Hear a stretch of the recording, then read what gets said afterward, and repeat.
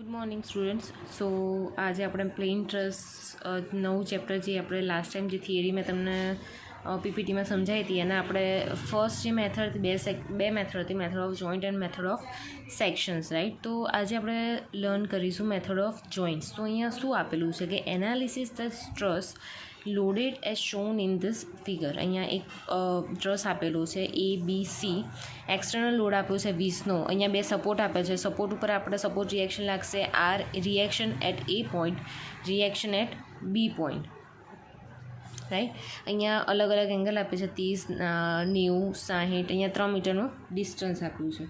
હવે આપણે reaction find કરવા માટે શું કરવું પડશે? તો કોઈ એક પોઈન્ટ ઉપર આપણે મોમેન્ટ લાવવી પડશે. તો આપણે સપોઝ અહીંયા એવું કન્સિડર કરીએ કે taking moment about A, moment about A લઈએ છે, બરાબર. એટલે એની ઉપર જેટલા ફોર્સીસ આવશે બધા કેવા થઈ જશે? 0, બરાબર. તો એની ઉપર થંબ મૂકી દેવાનો, એટલે એની ઉપર એમાં જેટલા ફોર્સ હશે એ કન્સિડર થશે નહીં, બરાબર. તો એમાં પહેલાં જોઈએ કે RB ફોર્સ. તો RB ફોર્સ કેવો જાય છે? Anti clockwise. તો શું આવશે? Minus RB force multiply by જે પોઈન્ટ આપણે મોમેન્ટ ફાઇન્ડ કરતા હોય બે વચ્ચેનું ડિસ્ટન્સ કેટલું છે? અહીંયા 3 મીટર. તો મલ્ટીપ્લાય બાય 3, રાઈટ. હવે બીજું કયું છે? આ 20 કિલોમીટરનો ફોર્સ. તો 20 કિલોમીટરનો ફોર્સ કેવો થાય છે? ક્લોકવાઇઝ. તો કેટલો આવશે? Plus 20 multiply by 20. હવે અહીંયા શું છે કે આપણને આ ડિસ્ટન્સ ખબર છે, આ ડિસ્ટન્સ ખબર છે અને આ A થી C વચ્ચેનો ડિસ્ટન્સ ખબર છે નહીં. તો આ કેવી રીતે આપણે ફાઇન્ડ આઉટ કરીશું?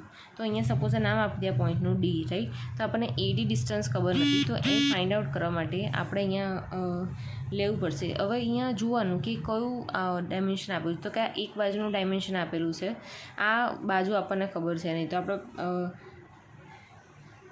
BC સાઈડ બી આપણને ખબર નથી અને AC સાઈડ બી ખબર નથી. તો પહેલાં આપણે સાઈડ બાય સાઈડ, એટલે પહેલાં BC સાઈડ ફાઇન્ડ કરીશું, પછી AC સાઈડ ફાઇન્ડ કરીશું, રાઈટ. તો અહીંયા એવું સાઇન કોસ કે ટેન થીટા લગાવીએ તો કે આ સાઈડ આવે. તો કે આ પાસેની બાજુ, તો અહીંયા આપણે sin 30 લઈશું, રાઈટ. અહીંયા sin 30 મૂકીશું. sin 30નું ઇક્વેશન શું થાય? sin 30 is equal to BC divide by 3, right. So એના પરથી તમને BCની વેલ્યુ શું મળશે? 3 મલ્ટીપ્લાય બાય sin 30. તો અહીંયા એના પરથી તમને BCની વેલ્યુ મળશે 1.5 મીટર.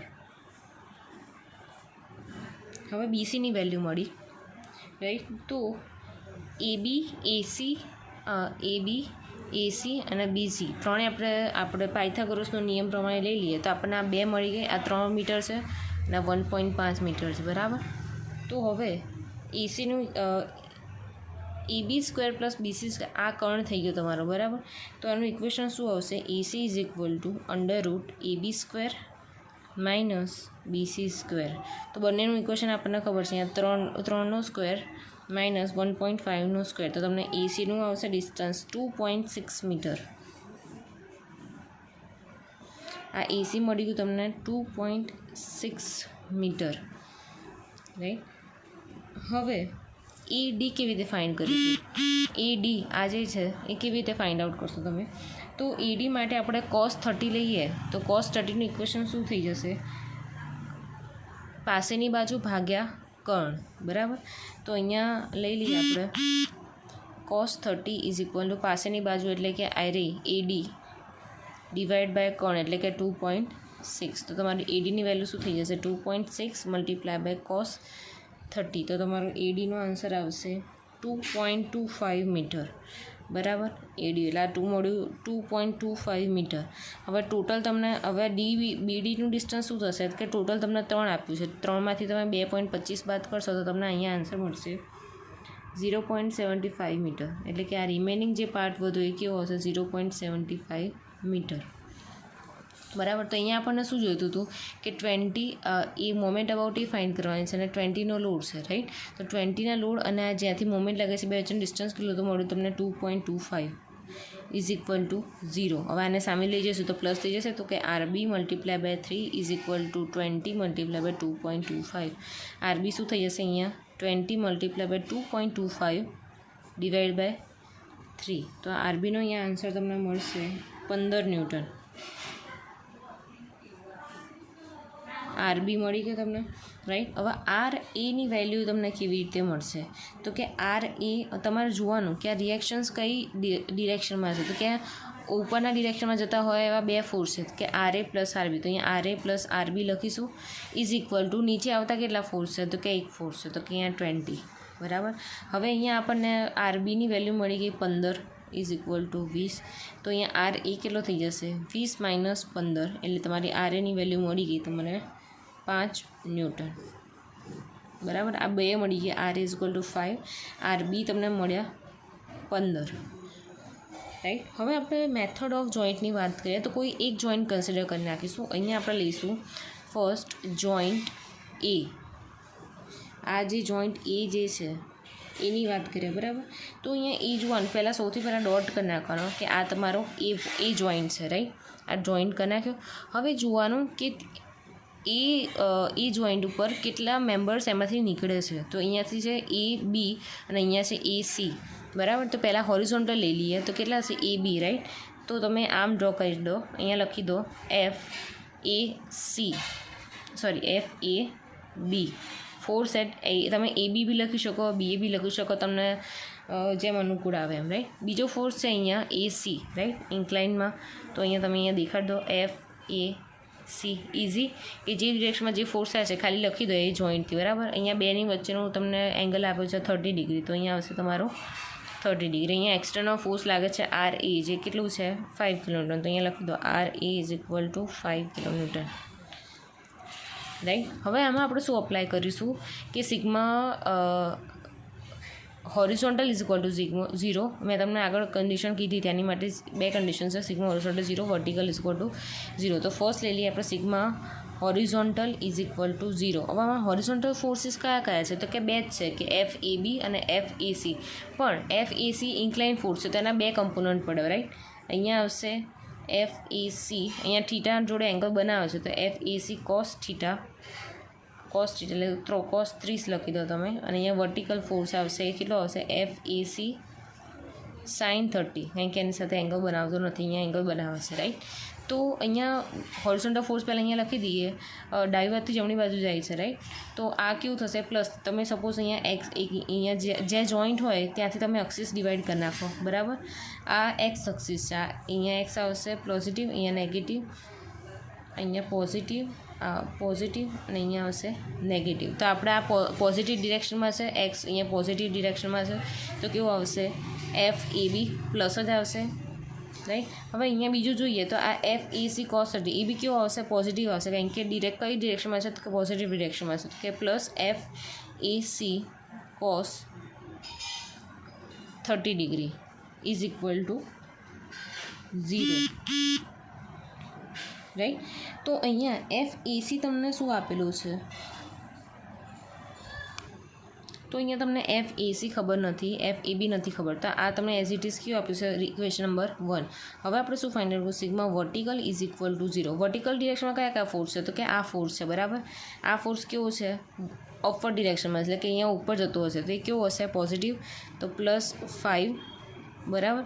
બીજો કોઈ આવશે તો કે આ હોરિઝોન્ટલ છે, એટલે આ તો કે 0 થઈ જશે, આ હોરિઝોન્ટલ 0 થઈ જશે. આ વર્ટિકલ અહીંયા આપે છે, તો કે એફ કેટલો વર્ટિકલ છે? અપવર્ડ ડિરેક્શનમાં જ, તો કે plus F A C sine 30 is equal to 0. તો અહીંયા શું આવશે તમારો? F A C sine 30 is equal to -5, બરાબર છે.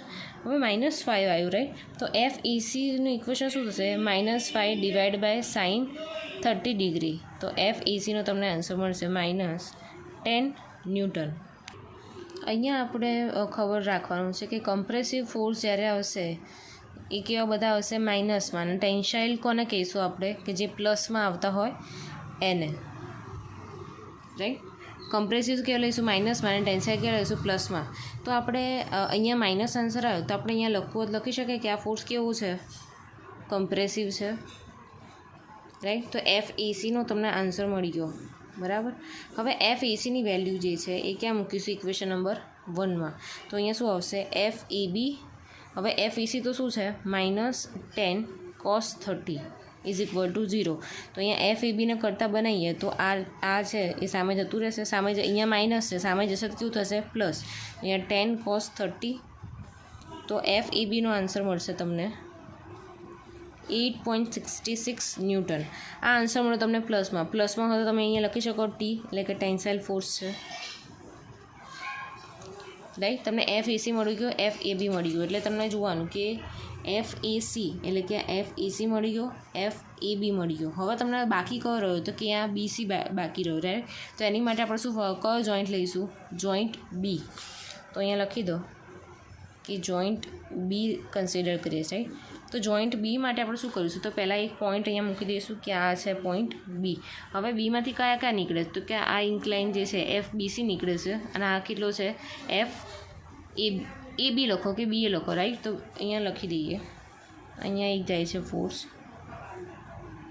અને અહીંયા હોરિઝોન્ટલ ફોર્સ જાય છે. અહીંયા છે F BC, right, F BC, અને અહીંયા છે એફ એ બી, અહીંયા છે એફ એ બી. બંને વચ્ચેનું અહીંયા એંગલ કેટલો છે? 60 ડિગ્રી, રાઈટ.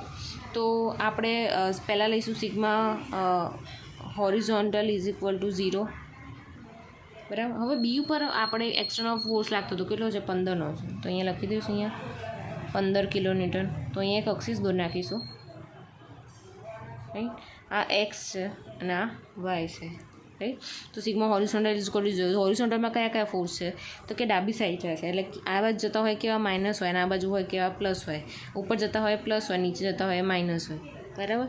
તો આ શું લખીશું? Minus F A B minus F, આ ફોર્સ આવશે એફ બી સી. એંગલ બનાવે છે તો કે હા બનાવે છે, કે તો એની જોડે કયો આવે? cos 60 is equal to 0. આ બે ફોર્સ જ જે છે કે હોરિઝોન્ટલ ડિરેક્શનમાં જાય છે. તો કે એફ એ બીને સામે લઈ જઈએ, સોરી અહીંયા વેલ્યુ જોવાની કે કઈ વેલ્યુ તમને આપેલી છે, રાઈટ. તો અહીંયા એફ એ બીની વેલ્યુ આપણને ખબર છે કે 8.66 છે, બરાબર. તો આપણે શું કરીશું? અહીંયા મૂકીશું 8.66 minus F B C cos 60 degree is equal to 0. તો એફ બી સીને સામેની બાજુ લઈ જઈએ તો કે F B C cos 60 is equal to minus 8.66. F B C શું આવશે તમારો? Minus 8.66 divide by cos 60 degree, right. તો આનો તમને એફ બી સીનો આન્સર મળશે minus 17.32 newton. F B C minus આવ્યો મતલબ આપણે બાજુમાં શું લખી દઈશું? Compressive, right. તો અહીંયા લાસ્ટમાં એક ટેબલ બનાવવાનું છે, અહીંયા લખવાનું છે મેમ્બર, ફોર્સ અને એનો નેચર.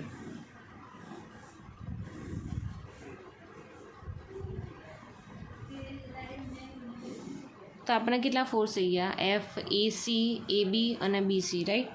તો અહીંયા લખી દઈશું આ 3, અહીંયા એ બી, એ સી અને બી સી, રાઈટ. એના ફોર્સ કયા છે? તો કે એ બીનો આપણે કેટલો મળ્યો? 8.66 ન્યૂટન. અહીંયા કેવું છે? ટેન્સાઇલ. તો અહીંયા લખી દેવાનું ટી, બરાબર. ટી કે ટેન્સાઇલ આખું લખો તો આખું, બરાબર. બીજું શું છે? એસી ફોર્સ છે, કેટલો મળ્યો? 10 ન્યૂટનનો. અહીંયા આપણે સાઇન મેન્શન નહીં કરીએ, પણ સાઇન મેન્શન નહીં કરીએ તો અહીંયા બાજુ એનો નીચે લખીશું કેવો આવ્યો આપણો? કમ્પ્રેસિવ. તો અહીંયા લખીશું કેવો? કમ્પ્રેસિવ. બીજો કેવો છે? બીસી. બીસી માટે કેટલો? 17.32 ન્યૂટન. અને કેવો છે? માઇનસમાં છે, એટલે કેવો અહીંયા લખવાનો? કમ્પ્રેસિવ લખો, કમ્પ્રેશન લખો, ટેન્શન કમ્પ્રેશન લખો કે ટેન્સાઇલ કમ્પ્રેસિવ લખો કે ખાલી તમે TCC લખો તો બી ચાલે, રાઈટ. તો આ એક એક્ઝામ્પલ થઈ ગયા. આ નોર્મલ એક્ઝામ્પલ હતો. નોર્મલ એક્ઝામ્પલમાં ખાલી બે જોઈન્ટમાં આટલા કેલ્ક્યુલેશન થયા છે. નેક્સ્ટ એક્ઝામ્પલ થોડો હું હાર્ડ લઈશ ડાયરેક્ટ. તો આમાં તમને કોઈ ડાઉટ હોય કે ક્યાં કઈ વસ્તુ કયું સ્ટેપ તમને ખ્યાલ ના આવ્યો તો તમે મને પૂછી શકો છો, રાઈટ.